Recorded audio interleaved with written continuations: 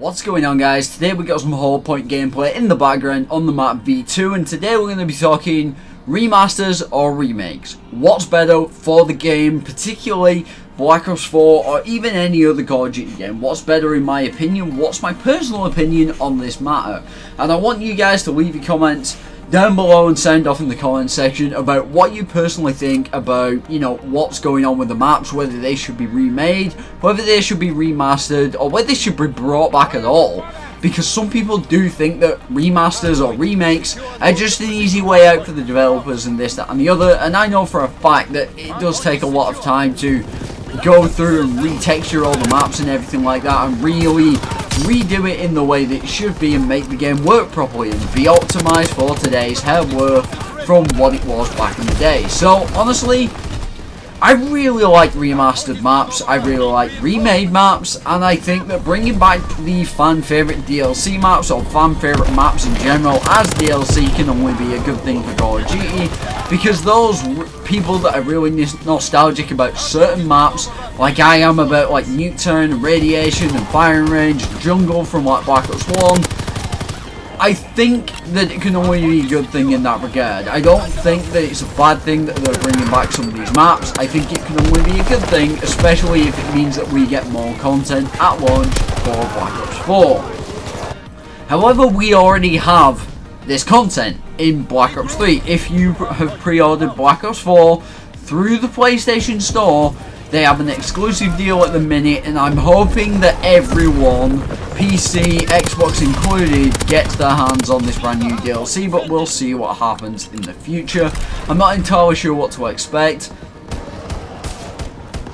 but in all honesty, I think that it can only be a good thing if everyone gets all of the DLC and every part of it. Now, I don't think that everyone's going to get it. I think if you pre-order it, you will get it, and I think eventually there will be codes given out by retailers and stuff like that for the specific DLCs and everything if you do actually pre-order Black Ops 4. That's what I'm hoping for anyway, but we'll see what happens. Now, in all honesty, my opinion on the remastered or remade maps is that they're great. I really enjoy them and I really enjoy playing the new maps when they come out, especially if it is a map that I already recognise and it's a map that I really enjoyed back in the day.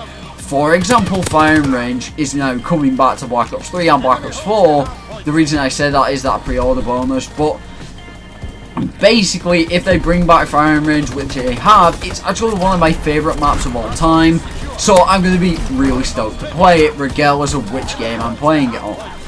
Now, honestly, some other people, like I said before, do not like remastered maps at all. If you're one of them people, sound off in the comments down below and we'll like upvote things and see what happens and see what this discussion gets up to. But in all honesty, I really enjoy, remastered DLC maps. I really enjoy seeing all the different takes on different maps as well. So I kind of enjoy seeing, them take an old map, for example, Fog from Call of Duty Ghost or Shipment from Call of Duty 4, and then bringing it back into a game like Black Ops 3.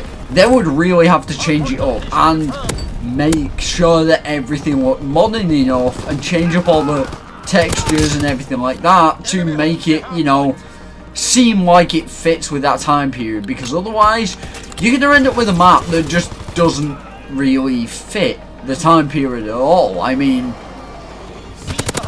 one of them maps that I think about when I think of a time period map is, some of the old games, or some of the older maps, like Stonehaven from Call of Duty Ghost. I don't think that map would do very well on an advanced movement game, simply because it needs a lot changing with it. It would need tons of stuff and tons of work doing to play well on a, advanced movement shooter. And I think that that's where this sort of discussion, for me, comes to a complete stalemate.